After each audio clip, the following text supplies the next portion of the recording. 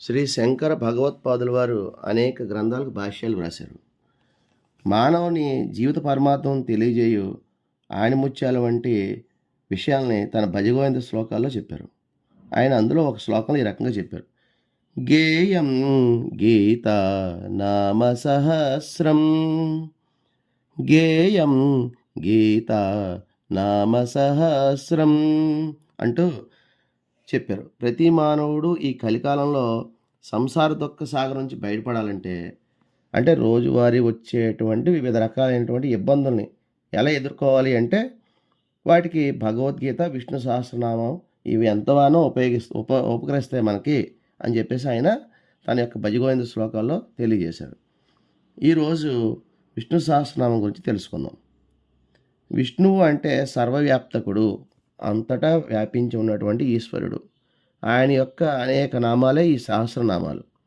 ఇక్కడ సహస్రం అంటే మనం అందరం 1000 అనుకుంటాం, కానీ దానికి ఇంకో రకమైనటువంటి అర్థం తీసుకుంటే అనేకం అనే అర్థం. అంటే ఒక మాటలో చెప్పాలంటే భగవంతుని యొక్క అనేక నామాల గురించి చింతన చేయడం. మళ్ళీ ఇందులో మనకు ఇంకొక సందేహం కూడా వస్తుంది. అసలు భగవంతుడికి పేరుందా? ఆయన రూపము నామము రహితుడు కదా. అంటే రూపము అంటే పేరు కూడా రెండు లేవనటువంటి వాడు అని అంటారు కదా పరమాత్మని. మళ్ళీ ఈ పేర్లు ఏమిటి అనేటువంటి ఒక సందేహం వస్తుంది మనకి. ఫర్ ఎగ్జాంపుల్ తీసుకుందాం మనం. ఒక పాప బాబా పుట్టారనుకోండి, వారికి పేరు పెడతాం కదా. ఒకవేళ పేరు పెట్టకపోతే వాళ్ళ ఎగ్జిస్టెన్సీ ఉంటుందా ఉండదా? ఉంటారు. పేరు పెట్టకపోయినా వాళ్ళు అలాగే ఉంటారు, వాళ్ళు అలాగే పెరుగుతారు, పెద్దవాళ్ళు అవుతారు, అంతా ఉంటారు. కానీ పేరు లేకపోతే పేరు ఎందుకు పెట్టుకుంటున్నాం మనం?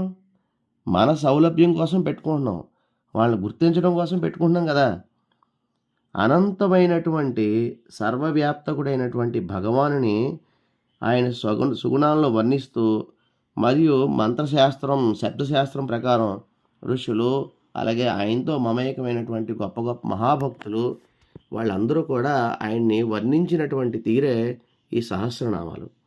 అవే విష్ణుదేవుని, ఆ పరమాత్మ యొక్క సహస్రనామాలు. ఓం శ్రీ విష్ణవే నమః.